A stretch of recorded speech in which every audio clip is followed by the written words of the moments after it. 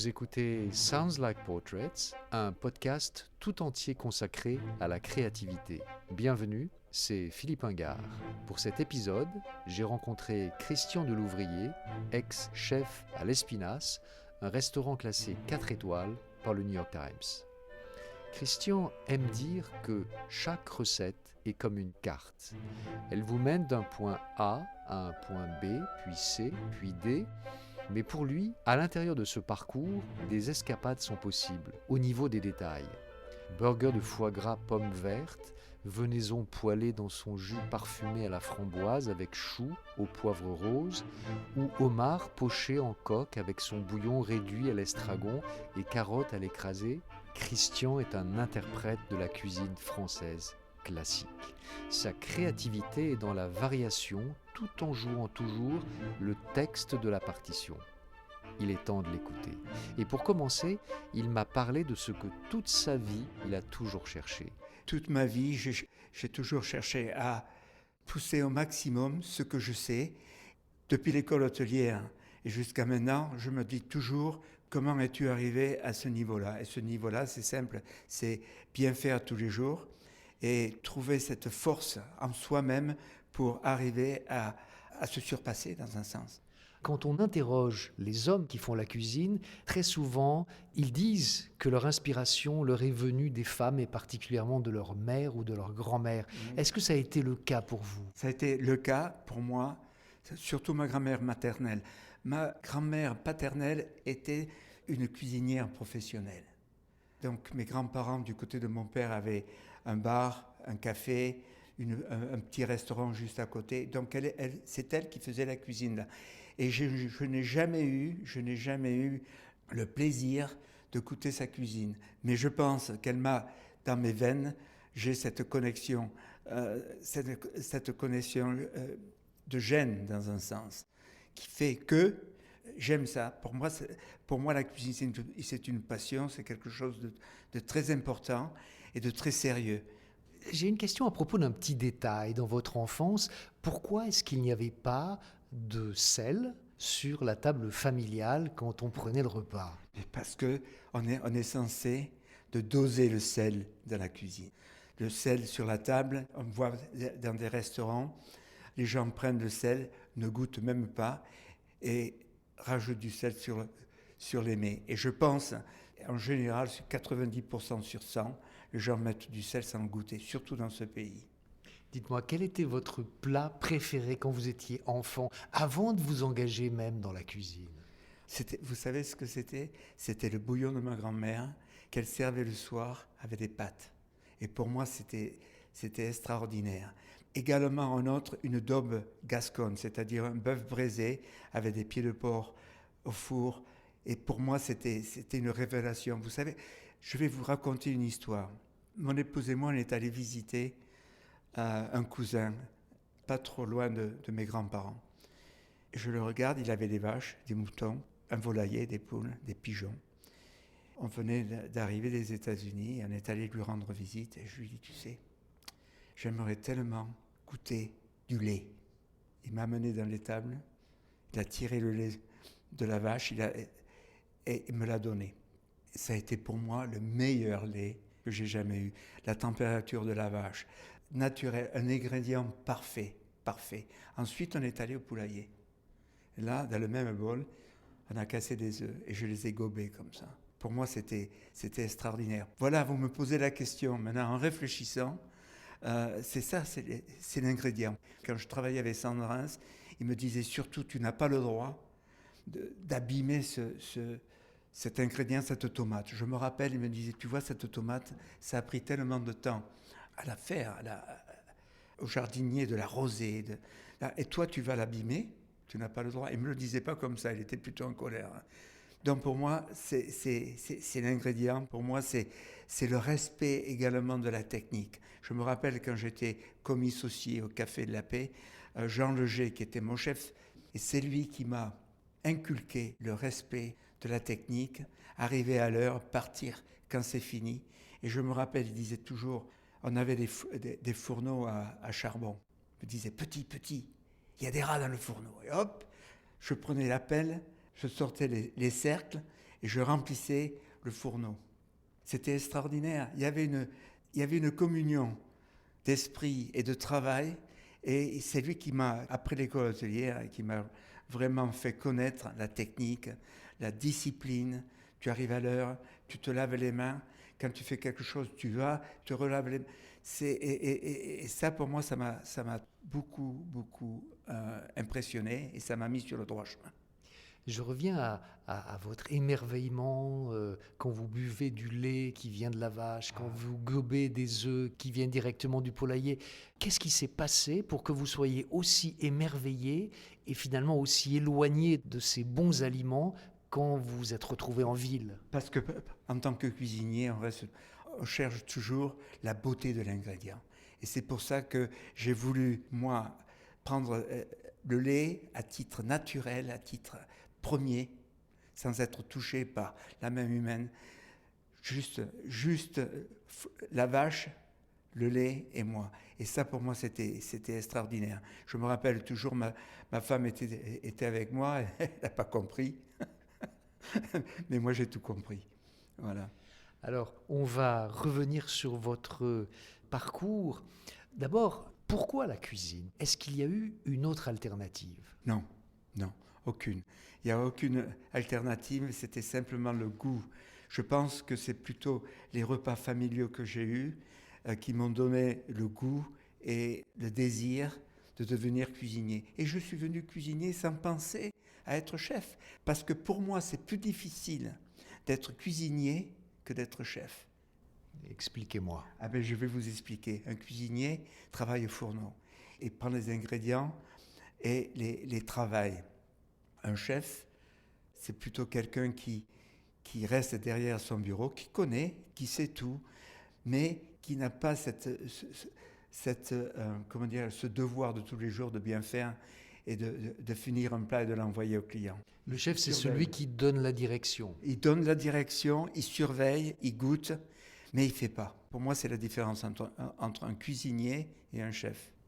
L'apprentissage, ça s'est passé comment? L'apprentissage, moi, je l'ai fait. Mais ça, c'est très intéressant. J'ai fait l'apprentissage à l'école hôtelière. Et d'un coup, je me suis aperçu, vous m'avez posé la question, que je n'étais pas fait pour compter, je n'étais pas fait pour la salle, mais j'étais fait pour la cuisine. Donc, j'ai fait mes 3 ans. J'ai eu mon CAP de cuisine, mais entre-temps, je me suis aperçu que j'avais des lacunes pendant que j'étais à l'école hôtelière. Donc le dimanche, je partais avec ma mobilette à Toulouse. J'allais dans des petits restaurants pour voir comment ils pelaient les carottes beaucoup plus vite. Comment ci, comment ça, comment ils nettoyaient le fourneau. C'était chez des amis ou... C'était chez des gens, c'était des amis et des connexions que j'avais à l'école hôtelière. Voilà. Alors vous rentrez dans la cuisine et puis vous leur demandez comment tu fais pour peler des légumes. J'arrivais, je viens vous aider. Voilà. Comme j'étais une main-d'œuvre gratuite et qui voulait bien faire, j'avais aucun problème. J'ai fait des stages également, pas mal de stages, et je suis arrivé à un moment où j'ai eu mon CAP, mon brevet hôtelier. Pour moi, ça comptait pas. Le brevet hôtelier, c'était surtout le CAP de cuisine qui comptait. Je suis monté à Paris, j'y suis resté pendant 2 ans. Je suis venu au Canada. Du Canada, je suis venu aux États-Unis. Et voilà. Alors justement, quand vous arrivez aux États-Unis, c'est à Hillsdale, dans l'État de New York. C'est là que vous devenez chef de cuisine pour la première fois. Voilà. C'est la première fois. Donc ils cherchaient un jeune Français ou un jeune chef pour pouvoir améliorer leur cuisine. Mais je me suis fait du souci. Je me suis dit, est-ce que tu es à la hauteur? Mais j'ai voulu prendre la chance.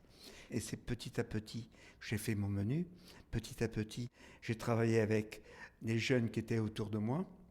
Et petit à petit, j'allais chercher, quand j'étais à Hillsdale, à ma journée de congé, j'allais à Boston chercher des homards vivants pour faire mes recettes. Parlez-moi de votre menu, parce que c'est une expérience très intéressante, parce que vous arrivez avec votre bagage de cuisine française et vous avez des clients qui sont américains, qui ne sont pas habitués à votre cuisine. Comment est-ce que vous créez votre menu? Alors, j'ai eu beaucoup de chance. La majorité des clients d'Hillsdale venaient de New York. Donc automatiquement, il y a eu certains changements, certains plats qui étaient demandés, mais la plupart c'était la cuisine française. Le le canard à l'orange, qui à l'époque, alors vieille cuisine classique, était là. Il y avait une escalope de veau Suisse-Hutte. Suisse-Hutte, c'est le nom du restaurant. C'était le nom du hôtel-restaurant, une petite auberge, qui est toujours là d'ailleurs. Les premiers patrons sont partis, ils ont vendu, et c'est juste en face Catamonte, donc là j'ai commencé là.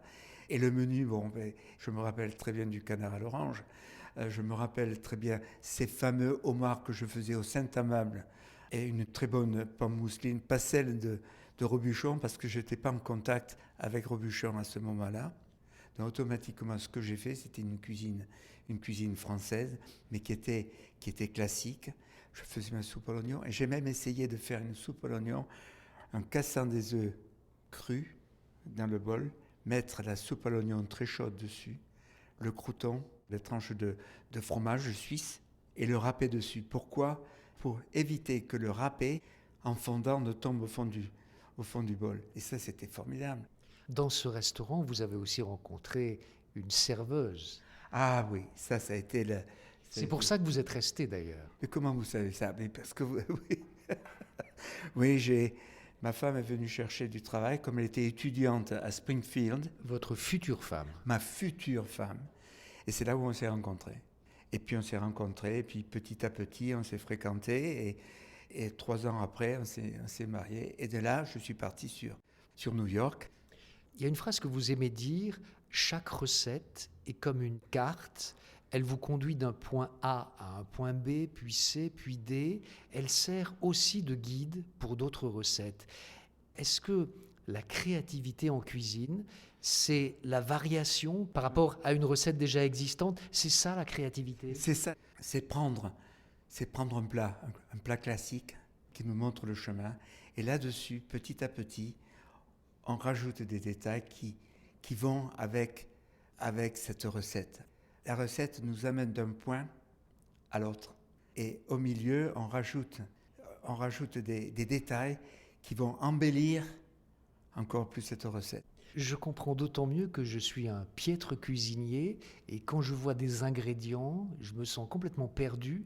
Mais je comprends très bien que quand on a une recette, on a une carte, on se situe, on a une direction à prendre. C'est exact. Une recette qui est basée sur le classique français, mais on peut très bien rajouter des détails qui vont embellir cette recette, mais qui vont rester toujours dans le contexte. C'est ça le plus important. Rester toujours dans le contexte de la recette. On faisait un canard avec Sandrins, canard apicius. Ce canard apicius, c'était extrêmement difficile à faire, mais ça m'a donné l'idée d'enlever la peau, de la remettre une fois bien saisie pour qu'elle soit moins grasse. Ça m'a donné l'occasion de prendre cette recette de Sandrins, de ne pas dire que c'était la mienne, mais ça n'avait rien à voir avec le canard apicius, mais la base du canard apicius m'a amené à faire mon propre canard. Justement, vous parlez des recettes du chef Sandrins. Oui. À partir de quand est-ce qu'on peut dire que c'est ma recette ? Je vais vous expliquer. Le canard apicius de Sandrins, il pochait, il prenait des aiguilles, enfin c'était pas lui qui le faisait, c'était des aiguilles, et il faisait des petits trous autour du canard, pas sur les poitrines, autour du canard, et il pochait à 40 degrés centigrades, juste à peine simmering, ce canard. Une grosse part de la graisse partait. J'ai toujours fait, pour n'importe quel canard, la même chose. Ça, on ne peut pas dire que c'est le canard apicius de Sandrins, mais c'est quelque chose qui m'a appris et que je peux mettre à mon répertoire, parce que c'est à moi, je l'ai appris, je l'ai vu. Je ne lui ai pas volé, je l'ai vu. Il m'a demandé de le faire pour lui. Donc je l'ai fait. Et ça, c'est ce genre de choses qui me permet de mettre un nom sur une recette. Vous me faites vraiment penser à un musicien qui interprète la partition de quelqu'un d'autre. Ce n'est pas quand même toute la partition. C'est, comment dirais-je, une... Mais vous l'appropriez, bien sûr. Oui, on se l'approprie. Vous savez, le menu, c'est très simple. On fait un menu et à la fin, on met Christian Delouvrier, chef de cuisine, ou Christian Delouvrier, partenaire. Voilà. Donc, automatiquement, on se l'approprie. Dans la mesure où c'est où on ne le vole pas, il n'y a aucun problème. Alors, vous avez évoqué vos premiers moments à New York. C'est là que vous allez découvrir la haute cuisine. Qu'est-ce que c'est que la haute cuisine? La haute cuisine, c'est la cuisine de ma grand-mère. C'est la base. C'est la base et sur cette base, on construit. Quand j'étais à l'Espinasse, quand on a eu les 4 étoiles, on faisait cette poularde pochée avec le foie gras à l'intérieur, julienne de poireaux, julienne de carottes, et on mettait ça dans la cavité. Ça, c'est la haute cuisine. Parce qu'on prend une base et on rajoute quelque chose qui est superbe. Finalement, ce qui vous a inspiré pour trouver votre propre style, c'est le style des autres. Exactement. C'est ce que j'ai appris. Et on est tous pareils. On est tous un chef, un cuisinier, un professionnel doit passer par tout ça pour faire son propre style. Trouver son style quand on est cuisinier, ça correspond aussi à une maturité intérieure. Oui, je suis d'accord avec vous, c'est une maturité intérieure. Oui. C'est grandir. Qu'est-ce qui a changé en vous quand vous êtes devenu plus mature? Arrivé à un moment où j'ai pris tout ce que je savais et j'ai fait mon propre style, mes propres plats. Est-ce que vous vous rappelez de la première fois où vous avez eu le sentiment que vous pouviez dire « ça, c'est ma cuisine, c'est mon style, c'est mon plat ». Surtout à l'Espinasse. Vous prenez par exemple le risotto aux truffes blanches. C'est italien, mais la manière dont on fait ce risotto, qui est merveilleux, je peux dire c'est mon risotto. C'est exactement la carte. Cette map, c'est la recette, mais on voit des choses qui peuvent s'adapter à ce plat. Le moment le plus important de votre carrière, c'est l'Espinasse. Pourquoi? Les 4 étoiles du New York Times. Ça a été le moment le plus merveilleux de ma carrière. Et là, j'ai travaillé assez dur pour ça. Pendant des années, j'ai toujours essayé de me diriger vers ces 4 étoiles. Pour moi, c'était le Super Bowl. Et là, j'ai eu l'occasion d'avoir une brigade que j'avais formée aux célébrités. Je les ai amenés avec moi. J'en ai gardé certains. Et ça nous a permis d'aller encore de l'avant. On s'est dit, maintenant on les a, on ne peut pas les perdre. C'est toujours le cercle vicieux. Vous vous souvenez du menu à l'Espinasse? L'Espinasse, c'est le restaurant de l'hôtel Saint-Régis. C'est exact, c'est le restaurant de l'hôtel Saint-Régis. Et évidemment, je me rappelle très bien, nous avions cette poule au pot. Nous avions un canard avec des figues, avec des feuilles de figues. Nous avions le risotto, le fameux risotto. Et nous avions, alors ça c'est merveilleux, quand j'étais aux célébrités, on avait un burger de foie gras, c'est-à-dire une tranche de foie gras entre une pomme Granny Smith avec un sauté de girolles, juste au milieu, comme un hamburger. Et je me rappelle, à l'Espinasse, on avait fait de Big Apple. Juste le couvercle enlevé, nettoyer l'intérieur, on sert de ça pour faire une compote acidulée, et on prend cette pomme, on la met au four, mais juste à peine, parce qu'il ne faut pas qu'elle tombe. Il faut qu'elle soit juste al dente, bien al dente. On la remplit de cette compote, on fait sauter une tranche de foie gras posée dessus, le couvercle, repasser au four pour 2-3 minutes, et on envoie. C'était un des plats que j'ai jamais oublié. Vous évoquez vos 4 étoiles, les critiques. Comment est-ce que vous avez réagi dans votre carrière quand elles n'étaient pas bonnes? J'ai réagi dans un sens, un critique, c'est un juge. Il y a des critiques qui sont vraiment valables parce qu'ils savent ce qu'ils critiquent, ils savent ce qu'ils font. Donc là-dessus, on prend ça, même si c'est mauvais, on prend ça pour le futur. On se dit, tiens, elle a raison, j'aurais pas dû le faire comme ça, ou il a raison, j'aurais pas dû le faire. C'est arrivé ça, Oui, ce dialogue? C'est arrivé. Moi, j'ai eu une étoile au Maurice. J'ai eu une étoile 2 fois au Maurice. Première fois, c'était justifié. On venait juste d'ouvrir et c'était assez difficile pour mettre tout en place. Mais la deuxième fois, vraiment, ça a été quelque chose de... Elle n'a pas compris, ou ils n'ont pas compris. Enfin bref, on ne va pas revenir là-dessus. Mais oui, j'ai eu des critiques positives et des critiques négatives. Par exemple, aux célébrités, j'ai toujours eu 3 étoiles. et 4 étoiles à l'Espinasse. Pour moi, ça a été le top. Les 3 étoiles aux célébrités, c'était justifié, c'était super, j'étais heureux. Je me suis dit, il faut travailler pour la 4e. C'est ce que j'ai fait. Vous me parlez des critiques avec lesquelles vous avez pu avoir un dialogue.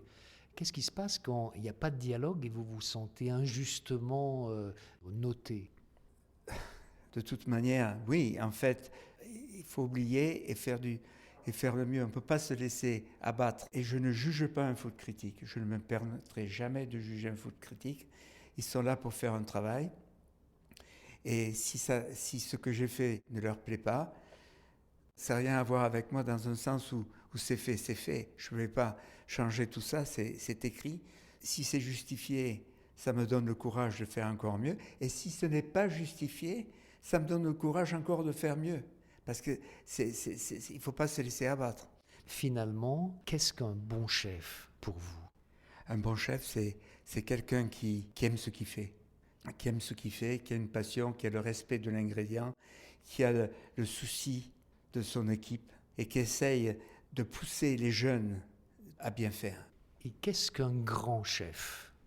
Un grand chef commence toujours par un bon chef et il est tellement connu qu'il devient un grand chef. Je vais sortir de la salle, je vais vous confier le micro et s'il vous plaît, ajoutez ce que vous voulez à l'entretien. Je tiens à remercier les gens qui ont travaillé pour moi, les clients que j'ai eus et je souhaite aux jeunes d'avoir cette même passion, ce respect pour les ingrédients, être heureux quand ils vont travailler tous les jours. Merci encore. Merci à Christian Delouvrier d'avoir partagé son histoire. J'espère qu'elle vous a fait saliver, qu'elle vous a inspiré. Musique, Charmeuse de serpent, composée et dirigée par Olivier Glisson. C'était Sounds Like Portraits. Philippe Ingard. À bientôt.